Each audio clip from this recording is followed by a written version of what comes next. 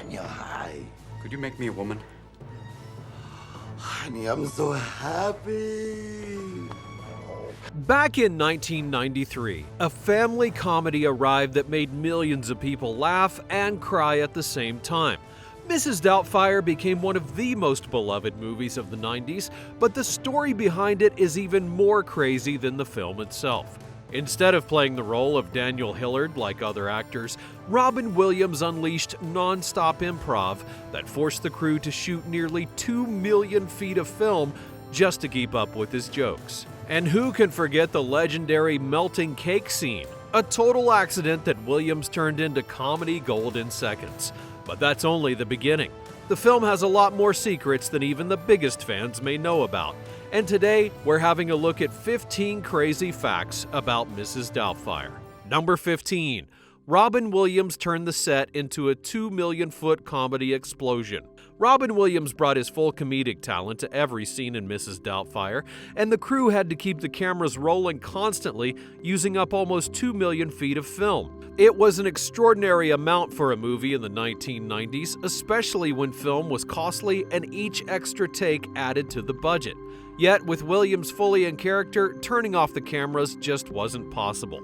Williams would first deliver 3 to 4 takes exactly as written, sharp and professional, perfectly on cue, and then, once director Chris Columbus had the safe version, he would give Williams the freedom to improv.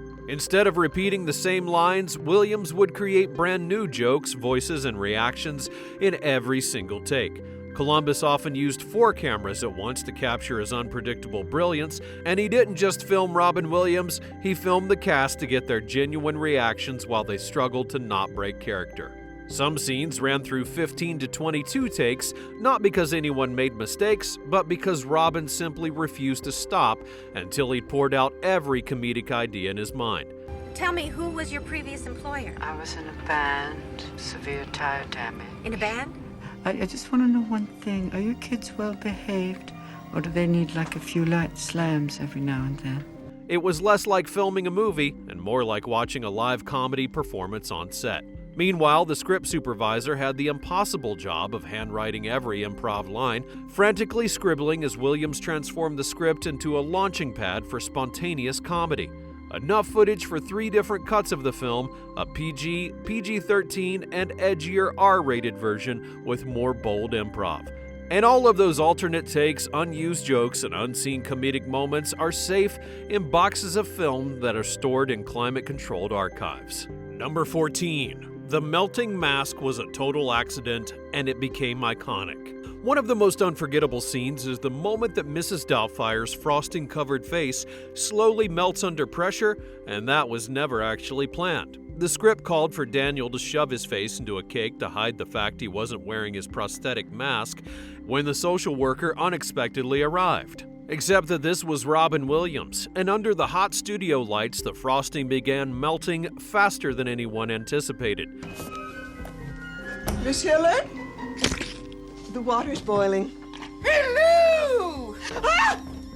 It slid down his face, dripped off his chin, and turned what was supposed to be a quick disguise into a full-blown disaster. But then came the moment nobody could have written. A blob of icing plopped straight into the social worker's tea. Most actors would freeze. Williams didn't even blink. Still in character, he ad-libbed, "There you go, you've got your cream and sugar now." There you go, dear. Oh, there you go. You've got your cream and your sugar now. It's a little cappuccino. 1 drop or 2. Would you like another one? Oh, there you go. The line wasn't scripted, the gag wasn't rehearsed, and it was pure improv. Director Chris Columbus wisely kept the cameras rolling instead of cutting, and that spontaneous save became one of the film's most quoted moments. Number 13. Robin Williams took Mrs. Doubtfire into the real world, and nobody noticed. Between shooting days, Robin Williams would walk around the city in full costume to see if anyone recognized him, but nobody did. The prosthetics were so convincing that his own son didn't even recognize him on set until he heard his unmistakable voice break through the makeup. However, he didn't stop at casual strolls. One of the most outrageous things he did off set was walk into an adult store dressed completely as Mrs. Doubtfire. The wig, the glasses, and everything, and while there he tried to buy what he later called a double-headed pleasure toy. The clerk was unaware that he was speaking to a Hollywood legend and tried to assist politely. It wasn't until Williams had dropped the accent and revealed himself that the clerk burst into laughter. Number 12. Lisa Jakub was expelled from school for starring in the film. Playing the role of Lydia had a real cost for Lisa Jakub. The Toronto ninth grader landed the major role in Mrs. Doubtfire at the age of 14 and worked with a tutor on set to complete her assignments and mailed her schoolwork back home while filming in California. She did everything she could to balance both Hollywood and homework, but her school didn't see things the same way. Even though her absences were for a big movie production, she later got a letter saying she couldn't come back because she had missed too many days and rules were the rules. This isn't fair, Mom. Why do we need a housekeeper anyway? Oh, this is all I need right now. Look, why can't Dad do it? She was devastated, and when Robin Williams found out, he stepped in, personally writing a passionate letter to the school's principal, urging him to reconsider and support her education rather than punish her for achieving something extraordinary. The principal still refused, and instead of welcoming her back, he reportedly framed Williams's letter and hung it in his office. Jakub never went back to that school and later revealed how painful it was to lose that sense of normal teenage life. Number 11. A Looney Tunes legend directed the opening cartoon. The opening scene of Mrs. Doubtfire was created with help from one of the most famous animators of all time. The cartoon, featuring Pudgy the parakeet and Grunge the cat, was designed by Chuck Jones, the genius behind characters like Bugs Bunny, Daffy Duck, and the Roadrunner. Instead of starting the movie with a regular intro, director Chris Columbus wanted something creative, nostalgic, and unforgettable. Salutations, snack. Yipe. On your second thought. But Jones didn't come alone. He assembled a powerhouse animation team that included veterans like Bill Littlejohn and Tom Ray, along with rising talent Eric Goldberg, who was simultaneously animating the genie in Aladdin, also voiced by Robin Williams. The team created nearly 5 full minutes of cartoon footage, most of it ultimately cut, though extended versions later appeared as bonus material. The animated intro cleverly set up Daniel's character, and in the story, Daniel refuses to voice lines for the cartoon because Pudgy the parakeet is shown smoking a cigarette. His protest costs him his job, immediately establishing one key truth. He has strong morals but terrible judgment. Number 10. The Mrs. Doubtfire transformation took over 4 hours every day. Becoming Mrs. Doubtfire was a daily endurance test for Robin Williams. The transformation process took 4 to 4.5 hours every single day, and it wasn't simple makeup. It involved 8 separate foam latex prosthetic pieces layered onto his face, carefully blended together like an intricate puzzle to create the illusion of an older Scottish nanny. After the prosthetics came the padding, the full bodysuit, wig, and multiple layers of stippled paint to give realistic skin texture and age spots. For most of the process, Williams had to sit with his head tilted back while makeup artists worked with intense precision. To keep him entertained, the crew even installed a television on the ceiling above his chair so he could watch movies while the team did all of the work. The talented makeup team worked incredibly hard to make everything look real, and their amazing efforts paid off when they won the 1994 Academy Award for Best Makeup for their work. The job was especially difficult, though. Williams was known to sweat heavily, and every seam of the prosthetics had to be perfectly sealed, or the makeup would literally begin breaking down under the heat of the studio lights.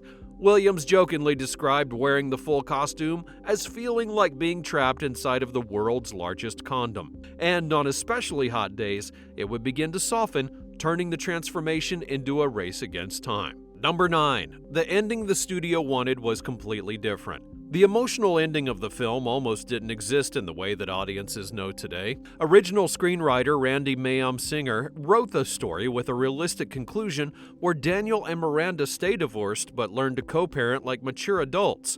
However, 20th Century Fox had pushed for a much more traditional Hollywood ending, one where the parents reconcile and the family magically reunites.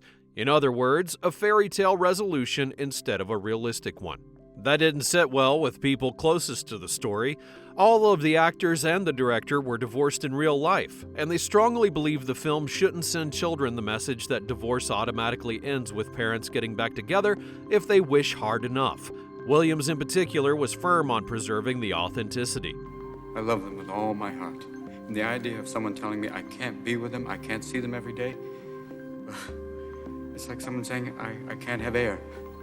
I can't live without air, and I can't live without them.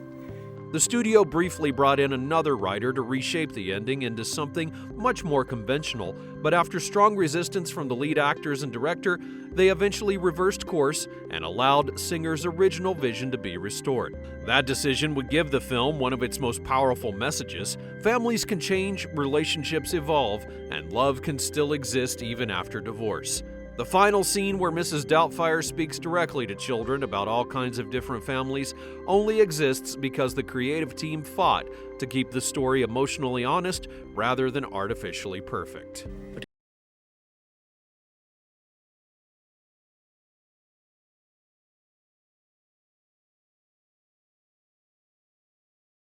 Number 8. Pierce Brosnan's character was originally meant to be the villain. At first, Stu Dunmire was not only a new love interest for Miranda, but he was supposed to be the bad guy. The early script would show him as someone who plotted against Daniel. He wanted Daniel's kids sent to boarding school so he could have Miranda all to himself. He was written as a sneaky and selfish character, and this made him an obvious evil stepdad and very easy to dislike. However, the director quickly realized that approach felt too simple and too cartoony. Mrs. Doubtfire was never meant to be a story about defeating a villain. It was about a flawed father confronting the consequences of his own actions. Turning Stu into a one-dimensional bad guy would have completely undermined the emotional depth of the film. The character was completely rewritten, and instead of being a cruel and manipulative person, Stu became kind, patient, emotionally mature, and genuinely good with the children. In many ways, he was the exact opposite of Daniel, where Daniel was chaotic, composed, and impulsive. That change made the story far more interesting, and now Daniel's jealousy wasn't only driven by a hatred of a villain. Touch me again, I'll drown you, you bastard. Oh, I'll just sit here and watch you move in on my family. Hello. It was fueled by insecurity. Stu wasn't stealing his family, he was simply being a decent man. In fact, the only trace of the original villain version that survives is the poolside scene where Stu calls Daniel a loser, a single sharp line that was left over from an earlier script. Oh, what about their real father? What can I say, Ron? The guy's a loser. I'll see ya. There was a deleted scene where Daniel apologizes to Stu for his jealousy and sabotage, reinforcing the idea that Stu was never the real problem. It was Daniel himself. Number 7. Robin Williams shut down filming so Sally Field could grieve. One of the most emotional behind-the-scenes moments has nothing to do with the movie itself. While filming the intense courtroom custody scene, Sally Field received devastating news that her father had passed away from a massive stroke. Despite the grief, she initially tried to continue working and return to set, determined not to disrupt the production. But Robin Williams immediately sensed that something was wrong. When she told him what had happened, he didn't hesitate. As both the film's star and producer, Williams went straight to Chris Columbus and stopped filming altogether. The schedule was then rearranged on the spot so that Field could leave and be with her family. She later described Williams as a deeply sensitive and intuitive man, and someone who noticed emotional shifts that others might miss and actually took action instead of offering sympathy. It was a quiet moment of compassion that never made it to the movie, but left a long-lasting impact on everyone who witnessed it. Number 6. Mrs. Doubtfire was inspired by a real person in Edinburgh. The character of Mrs. Doubtfire was partially inspired by a real-life figure whose eccentric charm left a long-lasting impression. The name and much of the character's quirky spirit trace back to a real Edinburgh shopkeeper named Annabel Coots, who was locally known as Madame Doubtfire. She ran a famously cluttered secondhand shop full of cats, cast-off clothing, and an unforgettable atmosphere that locals talked about all the time. Nearby resident and author Anne Fine often passed the shop and became fascinated by the woman's distinctive personality, mysterious aura, and chaotic charm. That impression would stick with her and eventually inspired her novel Alias Madame Doubtfire, the book that would become the foundation for the film. Williams drew personal influences when shaping the character, including the warmth of his childhood nanny and a borrowed Scottish tone that helped to bring Mrs. Doubtfire to life. The real Mrs. Doubtfire passed away in 1979, never knowing that her name and spirit would one day be immortalized as one of the most beloved family films of the 1990s. Number 5. Mrs. Doubtfire's look was designed to feel like a real grandmother. Director Chris Columbus didn't want the disguise to look like a comedy costume or an obvious man in drag. The goal was simple but challenging. Audiences and children had to genuinely believe that Mrs. Doubtfire was a real grandmother. To achieve that, the design team studied hundreds of vintage photographs, searching for the perfect grandmotherly face, and eventually they found a 1940s portrait of an older English woman with a warm, proper, and deeply lovable expression. Every single detail about her look was reverse engineered from that image. The result became convincing, combined with the award-winning prosthetic work and performance of Robin Williams. The illusion worked so well that many viewers actually forgot they were watching a man in heavy prosthetics. Number 4. The cast could have been completely different, and so could the movie. Author Anne Fine wrote the novel Alias Madame Doubtfire and originally wanted Warren Beatty to play Daniel. Imagine the dramatic romantic lead from Bonnie and Clyde as the desperate father in a latex mask. The version would have leaned into a far more serious tone. The studio had other ideas, and at one point their top choice was actually Tim Allen, who was hugely popular from Home Improvement. It would have been a safe, conventional family comedy, but unlikely to become the emotional classic that it did. Other names reportedly considered included Mel Gibson, Tom Hanks, Bill Murray, and Chevy Chase. Each would have had their own completely different tone. However, Robin Williams landed the role, and the character transformed into something that nobody else would be able to replicate. It was chaotic, tender, unpredictable, and deeply human. The casting of Miranda was almost different, as director Christopher Columbus initially wanted Catherine O'Hara after having worked with her on Home Alone. Kirstie Alley was also offered the role, but couldn't commit due to scheduling. Eventually, Sally Field stepped in and proved to be the perfect counterbalance to Williams, grounding the film emotionally while preventing it from spiraling into pure chaos. Even the role of the youngest daughter, Natalie, went in another direction. A young Blake Lively auditioned for the part, but ultimately, Mara Wilson secured the role. Number 3. Mrs. Doubtfire 2 almost happened multiple times. Hollywood did try to make a sequel for Mrs. Doubtfire for more than a decade, but every attempt had failed. The first serious push came in 2001 when the actress and writer Bonnie Hunt was hired to draft a script. The project had stalled by 2006, and Robin Williams openly admitted it didn't work, and neither he nor Chris Columbus wanted to force a sequel without genuine heart. Daniel's identity as Mrs. Doubtfire had already been revealed at the end of the original film, and the emotional arc was complete. Daddy?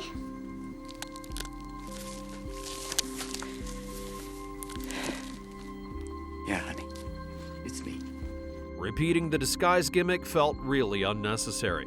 And so the project lingered in development hell until 2014, when another screenwriter delivered a new script that finally excited both of them. Williams reportedly had one practical request, though. He didn't want to spend as much time in the prosthetic suit. The makeup process was exhausting, and he was older by that point. Tragically, though, he passed away in August of 2014 before the production could ever begin. The sequel would then be permanently shelved upon his death. Number 2. The custody battle sparked real conversations about fathers' rights. The film did not inspire divorced fathers to impersonate nannies, but it did resonate deeply with men who felt sidelined in custody battles. The character of Daniel is portrayed as a loving and devoted father who loses primary custody because he's unemployed and living in an unstable environment. The judge in the film even states that custody proceedings have historically tended to favor mothers. It is this court's decision to award full custody to Mrs. Hillard. Oh, God, no, sir, please. That line would hit hard for many viewers in 1993. Family law experts and attorneys have since referenced the film as both a cautionary tale and a reflection of real frustration. It's often used as an example of what not to do during a custody dispute. Deception and identity fraud are obviously disastrous strategies. Daniel's desperation felt authentic. He wasn't evil or indifferent. He was flawed and immature and reckless, yet undeniably devoted to his children. That emotional tension resonated with fathers who felt the legal system did not always account for paternal involvement fairly. The film would become part of a more broad conversation about shared parenting and fatherhood, and gave a mainstream spotlight to the emotional complexity of divorce wrapped in humor, disguises, and a Scottish accent. Number 1. Some emotional scenes were deleted. Mrs. Doubtfire almost carried even more emotional weight than what audiences saw on screen. Several dramatic scenes explored the heartbreak and tension of the divorce, diving into the messy realities of family separation. These moments would be cut to keep the movie fast-paced, funny, and accessible, and one of the other scenes that didn't make it showed Daniel facing his jealousy. He apologizes to Stu, Miranda's easygoing and kind of new boyfriend, and this moment would have made the story even more emotional and realistic. It showed Daniel thinking about his own actions and realizing where he had gone wrong. Sadly, though, that scene did not make it into the final cut, but it would have given everyone a different side of Daniel. The scene would have helped everyone to see him as more than just a funny and frantic dad in disguise, and showed him as a man who was trying to fix his mistakes and grow as a person. The real problem for Daniel wasn't Stu at all. It was him battling his own feelings and behavior. Now be sure to smash that like button if you enjoyed the video, and don't forget to subscribe so that you never miss another great video like this one. Have any recommendations? Leave them in the comments down below. Thanks for watching, and I'll see you next time.